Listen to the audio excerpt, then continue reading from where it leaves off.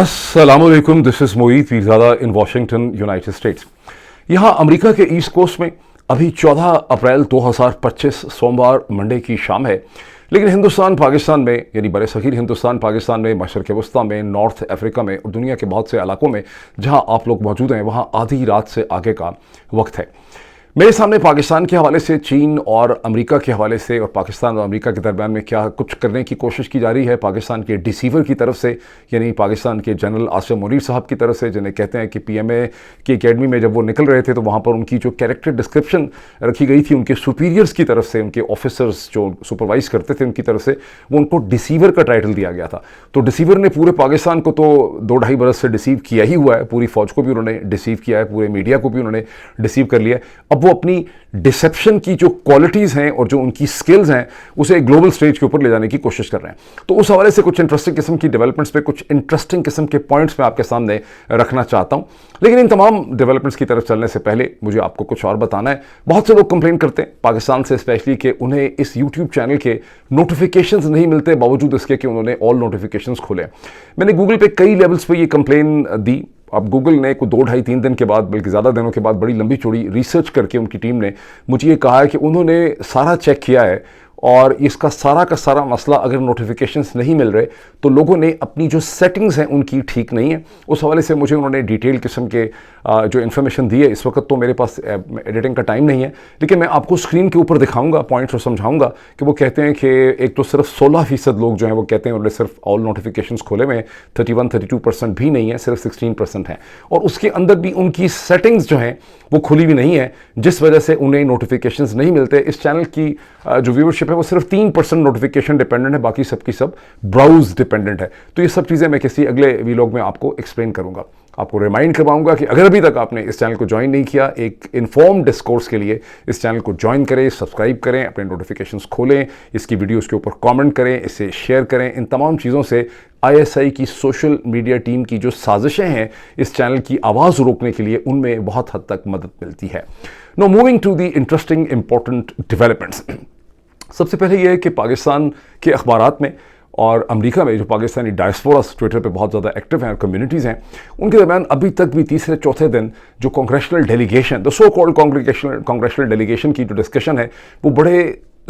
तेज़ो-तुंद तरीके से वो जारी है पाकिस्तान के अखबारात के अंदर। अच्छा, यहाँ तो ज़ाहिर है बहुत ज़्यादा कॉन्डमनेशन हो रही है, ख़ास करके बेचारे जो कांग्रेसमैन जैक बर्गमैन है, जो मेरा ख्याल है सबसे ज़्यादा शरीफ थे लेकिन रिपब्लिकन थे। वो पता नहीं क्या उनके ऊपर आफत आई कि उन्होंने बहुत सी ऐसी चीज़ें कही हैं जो इस वक्त लोग मुसलसल उसका एक क्रिटिकल एनालिसिस कर रहे हैं। और उन क्रिटिकल एनालिसिस के अंदर सिर्फ पाकिस्तानी नहीं है, उसके अंदर रायन ग्रिम भी हैं, उसके अंदर एरिक स्पर्लिंग भी हैं, coalition to change US policy on Pakistan. वो सब लोग जो हैं उसके अंदर एनालिसिस कर रहे हैं कि ये क्या इन्होंने वहाँ जाके बातें की हैं 3 अमेरिकन कांग्रेसमैन ने एक ऐसे मुल्क में जहां पर बसलसल अथॉरिटेरियनिज्म, मिलिट्री डिक्टेटरशिप है, जहां लोगों को मारा जा रहा है, लोगों को अगवा किया जा रहा है, जहां सहाफ़ियों के घर वालों को उठाया जा रहा है, जहां 20,000 लोग जो हैं उनको गिरफ्तार कर लिया गया, जहां दर्जनों लोगों को का कत्ले आम किया गया, इस्लामाबाद के अंदर उनकी लाशें गुम कर दी गई। उस मुल्क में कांग्रेसमैन जाकर आर्मी चीफ के साथ मुस्कुराती हुई अगर स्माइल्स के साथ अपनी फोटो अपॉर्चुनिटी करते हैं तो इसमें इसका क्या मतलब बनता है और ये कितने अफसोस की बात है। ये तो सारी बहस हो ही रही। पाकिस्तान के अखबारात में ये बताया जा रहा है कि कांग्रेसमैन ने बड़े इस एहतमाद का मुजाहरा किया है कि यूएस पाकिस्तान के दरमियान में बड़े ज़बरदस्त किस्म के रिलेशनशिप होंगे। इस हवाले से कांग्रेसमैन जैक बर्गमैन का एक वीडियो क्लिप, पूरी वीडियो तो मुझे नहीं पता उसमें उन्होंने और क्या कुछ कहा है, लेकिन वो एक वीडियो क्लिप लोगों ने ट्वीट किया हुआ था। मैंने भी उसके ऊपर एक कोट ट्वीट किया है और कोट ट्वीट करने की वजह यह है कि उसमें कांग्रेसमैन जैक बर्गमैन ये कहते हैं कि दोनों मुल्क जो हैं पाकिस्तान और अमेरिका, ये फ्रीडम के अंदर यानी आज़ादी के अंदर बिलीव करते हैं। अब जैसा कि मैंने कहा भी इब्तदाइये के अंदर, और आप सब जानते हैं कि पाकिस्तान में आज़ादी नाम की कोई चीज़ नहीं है। पाकिस्तान में हो सकता है और कोई बहुत सी चीज़ें हों, वहाँ पे मट्टी हो, रेत हो, गारा हो, ईंटें हों, वहाँ पर फ़ौज हो, वहाँ पर टैंक हो, वहाँ पर मिसाइल हो सकता है वहाँ कुछ न्यूक्लियर डिवाइसेस भी काम करती होंगी, कुछ इस किस्म की चीज़ें हैं, कारें, ट्रक, सब चीज़ें वहाँ पर हो सकती हैं। लेकिन वहाँ आज़ादी और फ्रीडम नाम की कोई चीज़ जो है वो पाकिस्तान के अंदर मौजूद नहीं है। और जो थोड़ी बहुत थी, अगर उसके कोई एटम मॉलिक्यूल थे भी कभी हुआ करते थे, ये लोगों को गलतफहमी है, तो वो भी माशाल्लाह जनरल बाजवा और उनके जानशीनों ने, जनरल आसिम मुनीर, जिनको जब वो निकल रहे थे, सॉरी मैंने गलत कह दिया, ये पीएमए में नहीं था, ये एक्चुअली कोयटा में जब उन्होंने अपना स्टाफ कॉलेज का कोर्स किया था, तो वहाँ उनकी कहते हैं कि उनके जो सुपरवाइजर्स हैं, ऑफिसर्स, उन्होंने उनकी कैरेक्टर डिस्क्रिप्शन जो है वो डिसीवर की थी, द डिसीवर। तो जो डिसीवर है, जब से वो आया है तो पाकिस्तान में आज़ादियाँ तो बिल्कुल ख़त्म हो चुकी हैं, ट्विटर इस मुल्क में बंद है, जो कुछ किया उन्होंने इस्लामाबाद मैसेकर के हवाले से। तो ये लफ्ज़ फ्रीडम जो कांग्रेसमैन जैक बर्गमैन ने इस्तेमाल किया है, इसकी क्या वजह जो है हो सकती है, यानी क्या है इसकी साइंस, क्या है इसकी साइंस? बड़ी सिंपल है।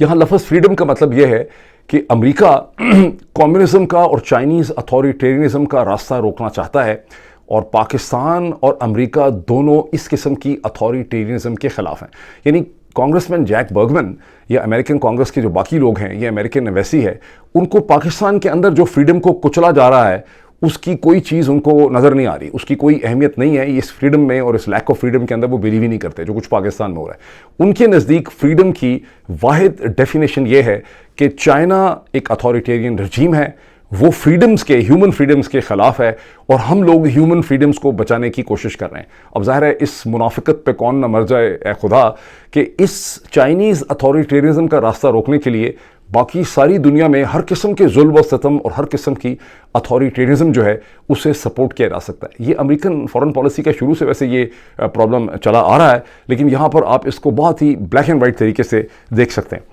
अब ये लाइन जो है वो कांग्रेसमैन जैक बर्गमैन को किसने दी होगी? कांग्रेसमैन जैक बर्गमैन को पाकिस्तान की फ़ौज तो मजबूर नहीं कर सकती ये जुमले बोलने के लिए, और कांग्रेसमैन जैक बर्गमैन रिपब्लिकन है, एंड पॉसिबल है कि उनको एम्बेसी जो है, यूएस एम्बेसी ने उनको ये लाइन दी हो कि एडमिनिस्ट्रेशन की लाइन ही यही है इस हवाले से, या वहाँ पे सीआईए का जो लिएजन ऑफिसर होगा, हर इस्लामाबाद में हमेशा एक सीआईए का स्टेशन चीफ भी होता है, तो वो ये स्टेशन चीफ की हो सकता है लाइन हो जो कांग्रेसमैन जैक बर्गमैन को वहाँ पे दी गई हो। बहरहाल मैंने कहा इसका बैकग्राउंड मैं आपको दे दूँ, बाकी इस पर तबसरा जो है वो आप बहुत सा बेहतर खुद भी कर सकते हैं। I look forward to your comments. अब जो मिनरल्स के हवाले से आप देख रहे हैं कि पाकिस्तान के अखबारात में मुसलसल छप रहा है, और ये कांग्रेसमैन ने भी मिनरल्स की बात की है, और पाकिस्तान के जो डिसीवर हैं जनरल आसिम मुनीर, वो अब ज़ाहिर है अपनी जो डिसेप्शन की गेम है उसको पूरी दुनिया के ऊपर फैला देना चाहते हैं, और पाकिस्तान अब मिनरल डिप्लोमेसी कर रहा है, और मिनरल्स का वो ट्रंप एडमिनिस्ट्रेशन का एक पार्टनर जो है वो बनना चाहता है, और उसके बारे में बहुत बुलंद बांग किस्म के दावे किए जा रहे हैं। चंद दिन पहले जब पाकिस्तान के फॉर्म 47 के वज़ीर आज़म जनाब शहबाज शरीफ बेलारूस में थे, अलेक्जेंडर लुकाशेंको के वहाँ पे, तो वहाँ उन्होंने एक तकरीर फरमाई जिसमें उन्होंने ये कहा कि पाकिस्तान में ट्रिलियंस ऑफ डॉलर्स, उन्होंने कहा कि ट्रिलियंस ऑफ डॉलर्स की जो मिनरल्स पाए जाते हैं। ये एक ऐसे मुल्क का फॉर्म 47 का वज़ीर आज़म बोल रहा था जिसकी मेरा ख्याल है टोटल जीडीपी अभी भी शायद 400 बिलियन डॉलर से ज़्यादा नहीं है। यानी पूरे पाकिस्तान के 250 मिलियन लोग पूरे साल में जो खाते पकाते प्रोड्यूस करते हैं, क्रिएट करते हैं अपने बदन के कपड़ों समेत, जूते मोजे समेत, वो सारा का सारा रियल एस्टेट घरों समेत उसकी इकोनॉमी की मालियत जो है वो 0.4 ट्रिलियन डॉलर से ज़्यादा नहीं है।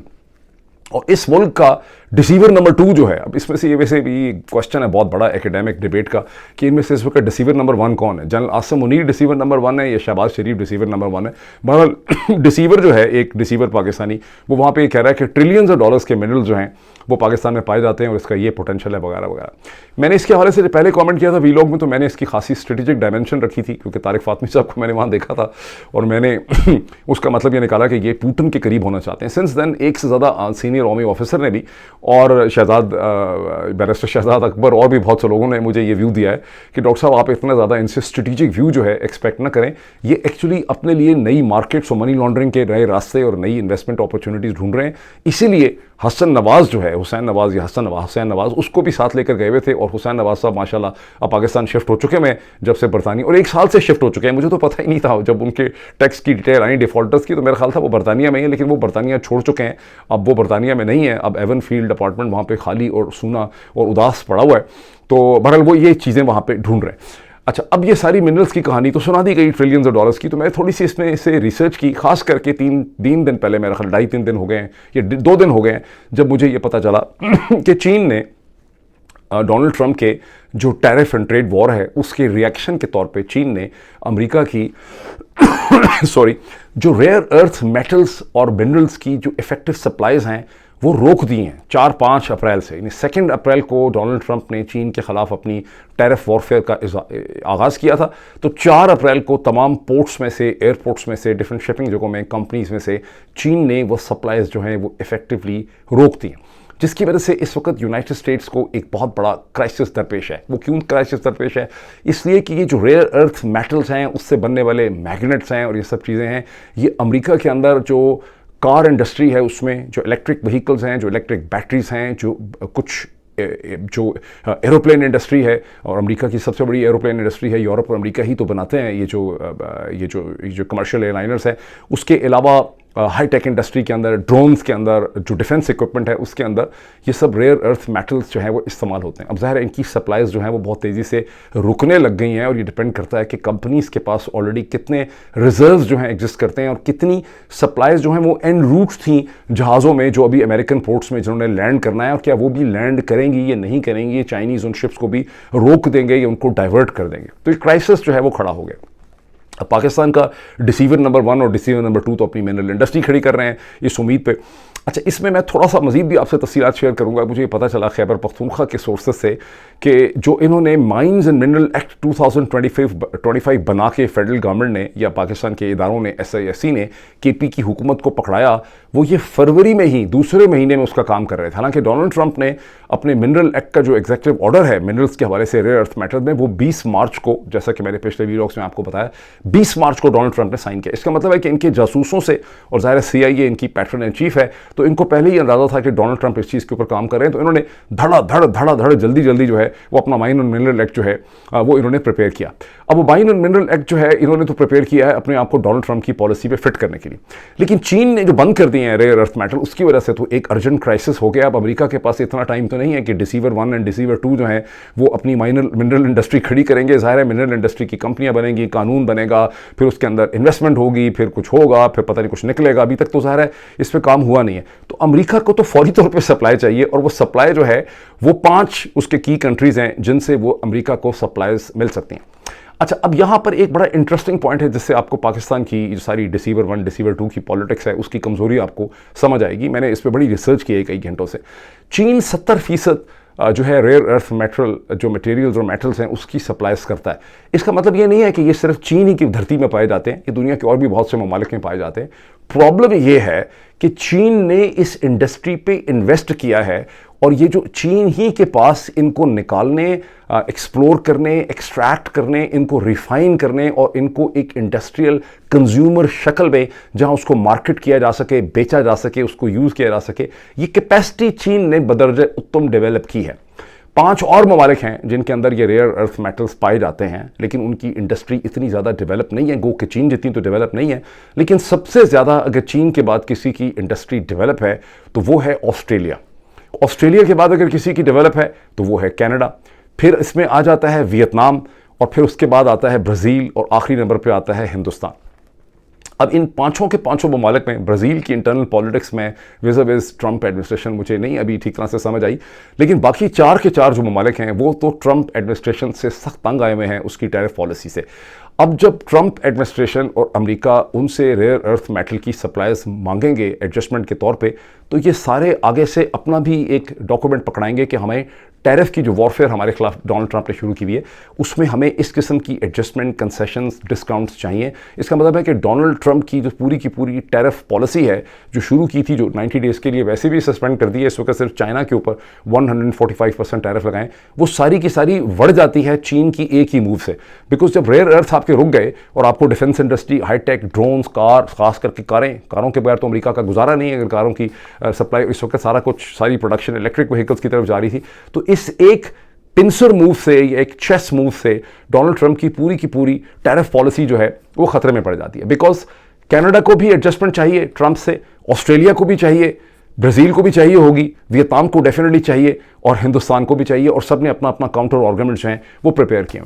अब इसी दिन में, जो मंडे का दिन खत्म हुआ है, यहाँ पे खत्म हुआ ही नहीं, अभी तो खत्म हो रहा है, चीन के प्रेसिडेंट शी जिनपिंग जो हैं वो पहुंचे वियतनाम, जहाँ पे बहुत से एग्रीमेंट्स पे साइन हुए, और वो पूरा एक साउथ ईस्ट एशिया का वो ट्रिप कर रहे हैं। अच्छा, अब चाइनीज़ में और ट्रंप एडमिनिस्ट्रेशन की, और वहाँ पर बहुत मीनिंगफुल किस्म की उनकी डिस्कशंस हुई हैं, रेल्स के हवाले से, ट्रेन्स के हवाले से, कॉपरेशन के हवाले से। तो जो पूरे ऑप्टिक्स हैं इस पूरी की पूरी ट्रेड वॉर के, वो चाइना चेंज कर रहा है साउथ ईस्ट एशिया में। हालांकि वियतनाम जो है उसके साथ अमेरिका के बहुत अच्छे रिलेशनशिप हैं, और बहुत एक कहते हैं कि एक बड़ा जियो स्ट्रेटेजिक रिलेशनशिप है। लेकिन वियतनाम के ऊपर भी डोनाल्ड ट्रंप ने 46% टैरिफ जो हैं वो लगाए अपनी टैरिफ पॉलिसी में, और जाहिर है कि वियतनाम भी वहाँ पे रीनेगोशिएशन चाहता है। तो चीन ने अपना हाथ जो है वो जाके वियतनाम के ऊपर रख दिया है और उसके पास डिफरेंट किस्म की ऑप्शंस दे दिए हैं, जिसकी वजह से अब वियतनाम का एक बदला हुआ एटीट्यूड होगा ट्रंप एडमिनिस्ट्रेशन की तरफ। अच्छा, ये तो हो गया इसका एक पहलू।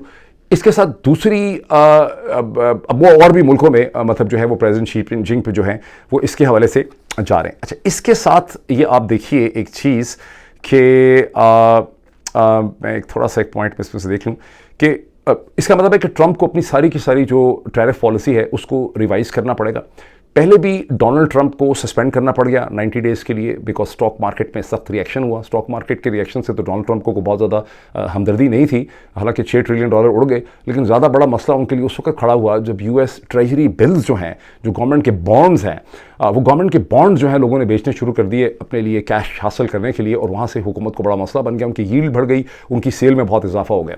अब इसमें एक बहुत इंपॉर्टेंट पॉइंट ध्यान में रखिए कि सबसे ज़्यादा प्रॉब्ली परसेंटेज जो है वो अमेरिकन ट्रेजरी बॉन्ड में इन्वेस्टमेंट की हुई है चीन ने। एक बड़ी स्ट्रेटेजिक इन्वेस्टमेंट है। अभी तक चीन ने गालबन $1 का बॉन्ड नहीं बेचा। अगर चीन यूएस ट्रेजरी बॉन्ड्स को इंटरनेशनल मार्केट में डंप करने लग जाए तो यूएस गवर्नमेंट की पूरी ओवरऑल जो इन्वेस्टमेंट पॉलिसी है उसका क्या होगा। आप में से जो भी लोग इन्वेस्टमेंट बैंकर हैं वो इसके बारे में बहुत बेहतर कमेंट कर सकते हैं। अब मैं आपको थोड़ा सा ये बताऊं कि केपी के अंदर जिन सोर्सेस से मेरी बात हुई है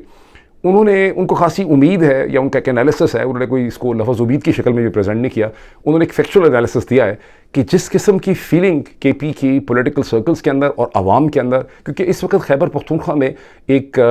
जो पॉलिटिकल कॉन्शियसनेस है, जो पॉलिटिकल अवेयरनेस है, वो पंजाब और सिंध के मुकाबले में, सिंध में कैनाल्स के इशू में पैदा हो गई है लेकिन वहाँ पर बहुत ज़्यादा पाई जाती है। और जुनैद अकबर जो एक नॉन कॉन्फ्रंटेशनल पॉलिटिक्स करते हैं, उनकी खूबसूरती ये है, मेरी कभी जुनैद अकबर से आज तक ज़िंदगी में बात नहीं हुई।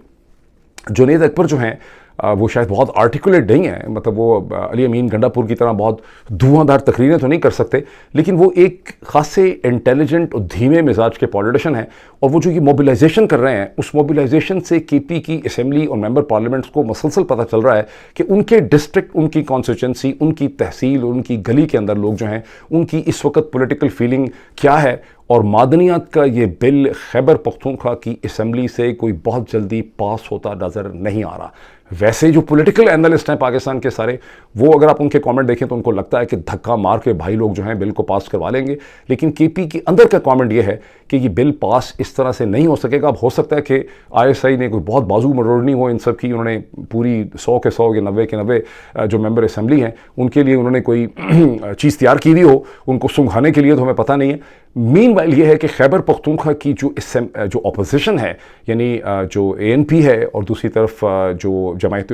मौलाना फजल रहमान की जमात है, उन्होंने भी इस मादनियात के बिल की मुखालफत कर दी है। सो इसका इस वक्त का कम अज़ कम हम एनालिसिस कर सकते हैं कि ये बिल जो है ये बहुत जल्दी पास होता हमें वहाँ से नज़र नहीं आ रहा। अब वापस आएँ एक और पाकिस्तान के अंदर क्या पॉलिटिक्स की जा रही है विज़ अमेरिका। पाकिस्तान के अखबारात में एक स्टोरी छपी है कोटिंग अमेरिका के बड़े अखबार को वाशिंगटन पोस्ट में, और वाशिंगटन पोस्ट की स्टोरी भी पाकिस्तानी ज़राए यानी मिलिट्री के ज़राए ही से मदद से वो स्टोरी छपी है। आप ये समझेंगे इनके लॉबिस्ट नहीं छपवाई होगी मेहनत करके, हो सकता है खर्चा किया हो, खुदा बेहतर जानता है। बहरहाल ये स्टोरी ये कहती है कि पाकिस्तान में जो ट्रेन के ऊपर BLA ने हमला किया बोलान पास के करीब चंद हफ्ते पहले, उस हमले के अंदर अमरीकी साख्त के वो असला और वेपन्स इस्तेमाल किए गए जो अमरीकी फ़ौज को इशू किए गए थे, और जो अमरीकी जो है वो पीछे छोड़ के चले गए थे और वो अफगान तालिबान के हाथ में आ गए थे।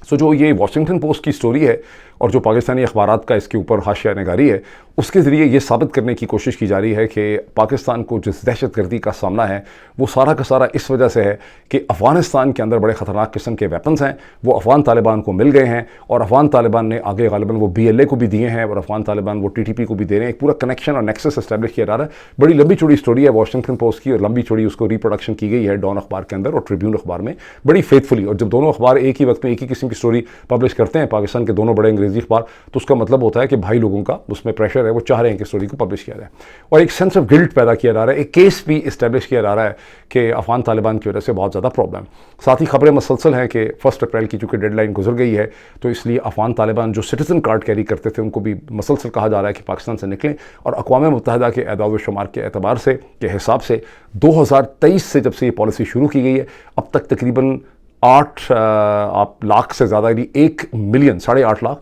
1 मिलियन के करीब करीब अफगान जो हैं रिफ्यूजीज, उनको पाकिस्तान से निकाला जा चुका है। सो एक टेंशन की पूरी क्लाइमेट के अंदर ये वॉशिंगटन पोस्ट की स्टोरी जो है छपती है। इस पूरी स्टोरी के अंदर जो मैंने देखी है, इसमें जो मिसिंग कनेक्शन या मिसिंग लिंक है वो ये है कि भाई सारी दुनिया को ये पता है, अगर आप अफगानिस्तान के हालात पढ़ते रहे हों और ख़ुद अमेरिकन जरीदों के अखबारों की स्टोरीज पढ़ते रहे हों, तो अफगान नेशनल आर्मी के सोल्जर्स अपनी M16 और अपनी बंदूकें तो हमेशा से बेचते थे, पेट्रोल भी बेचते थे तालिबान को, और अपनी बंदूकें और अपना ऑटोमेटिक वेपन भी बेचते थे। तो ये आर्गूमेंट करना कि 3 टोटल आपके पास M16 जो हैं वो प्रेजेंट किए हैं पाकिस्तानी मिलिट्री ज़राए ने वॉशिंगटन पोस्ट को, और उसकी बेसिस पे आप ये कह रहे हैं कि ये वही वाला असला है जो अमरीकी पीछे छोड़ के चले गए। तो अब अमरीकी तो वहाँ पे 20 साल ये असला बिकता रहा, ANA को देते रहे, ANA के सोल्जर्स डिफेक्ट करते रहे, तालिबान को जाके ज्वाइन करते रहे, वहाँ पर इस असले की एक मार्केट एग्जिस्ट करती थी, ये असला M16 का बिकता था। पाकिस्तान के पता नहीं कितने घर हैं पंजाब में, खैबर पख्तूनख्वा को तो छोड़ें, पंजाब में लोगों ने M16 अपने घरों के अंदर रखी हुई हैं और वो ख़रीदी हुई हैं, वो बड़ी प्राइड से आपको दिखाते हैं। तो ये सारा का सारा तो बिल्कुल एक केस बनाने की कोशिश जो है यहाँ पर की जा रही है। इसके साथ थोड़ा सा इंटरेस्टिंग ये देख लें कि बैग्राम एयरबेस के बारे में एक बाकायदा सोशल मीडिया पे एक्स के ऊपर, बहुत सी और जगहों पे एक बाकायदा स्टोरी छप गई थी, क्योंकि आजकल लोग एक्स के ऊपर भी आर्टिकल लिखते हैं, और वो स्टोरी ये कहती थी कि डोनाल्ड ट्रंप ने एक नेगोशिएशन कर ली है अफगान तालिबान से। 11 अप्रैल की स्टोरी है, और अब बैग्राम एयरबेस जो है वो इफेक्टिवली एक कॉन्ट्रैक्ट हो गया है, इनविजिबल कॉन्ट्रैक्ट, जिसमें अमेरिका उसके पैसे पे करेगा, उसको रेंट कर लिया है बैग्राम एयरबेस को, और अमेरिका का एक कंटिंजेंट जो है वो बैग्राम एयरबेस पे बेस्ड होगा। इसका बैकग्राउंड क्या इसका बैकग्राउंड ये है कि अपनी एक कैबिनेट मीटिंग में दूसरे महीने में, फरवरी में, डोनाल्ड ट्रंप ने कहा कि बैग्राम एयरबेस को हमें रीगेन करना है अफगान तालिबान से कम्बर्ट में, और हम वहाँ पर अपना एक कंटिंजेंट रखेंगे अगेंस्ट द चाइनीज़ इंटरेस्ट। ठीक, वेरी इंटरेस्टिंग। अब 14 अप्रैल को जो उसकी क्लैरिफिकेशन है, जो छप रही है स्टोरी, अब ये स्टोरी AP की है, AFP की भी है, कि अमेरिकन मिलिट्री सोर्सेज ने भी, अफगान सोर्सेज ने भी और CIA ने भी इसकी तरदीद की है कि इस किस्म का ना कोई एग्रीमेंट हुआ है, ना ही कोई अमेरिकन एयरप्लेन्स की या यानी ट्रांसपोर्ट प्लेन्स की C-130 वगैरह की वहाँ से फ़्लाइट हुई है, और ऐसी कोई चीज़ नहीं है, और US फोर्सेस की कोई प्रेजेंस जो है वो बैग्राम एयरबेस के ऊपर नहीं है। और अफगान तालिबान ने भी कहा है कि ये अफवाह है और ऐसा कैसे हो सकता है, अफगानिस्तान एक सॉवरन कंट्री है, वो तो कह सकते हैं सॉवरन कंट्री, कास्ट के पाकिस्तानी भी कह सकते कि हम भी एक सॉवरन कंट्री हैं, हमारा भी कोई अगर कह देता तो हम लोग मान लेते कि सॉवरन कंट्री, लेकिन उन्होंने कहा कि हम सॉवरन कंट्री, ऐसा नहीं हो सकता। बहरहाल इस डिबेट के कथा नज़र अगर अफगान तालिबान ऐसा कोई एग्रीमेंट करेंगे भी बैग्राम एयरबेस का, तो चीन की मर्जी के बगैर तो नहीं कर सकते। मतलब जिस किस्म के हालात इस वक्त चीन और ट्रंप के दरमियान में हैं, तो ऐसा परमिशन और अप्रूवल नहीं मिल सकता। अगर हालात बेहतर होते, कोई कोऑर्डिनेशन हो रही होती, तो हो सकता है कि चाइनीज़ को ग्रीन सिग्नल करते अफगान तालिबान को, और अफगान तालिबान को अच्छे पैसे मिल जाते और वो बैग्राम एयरबेस की फैसिलिटीज़ अमेरिकन को दे भी देते किसी खाते में। लेकिन मौजूदा हालात में तो ये काम मुश्किल मुझे लग रहा है। अभी इतना ही, इस पर आप लोग अपना तज्जिया करें। I look forward to seeing your comments. Thank you.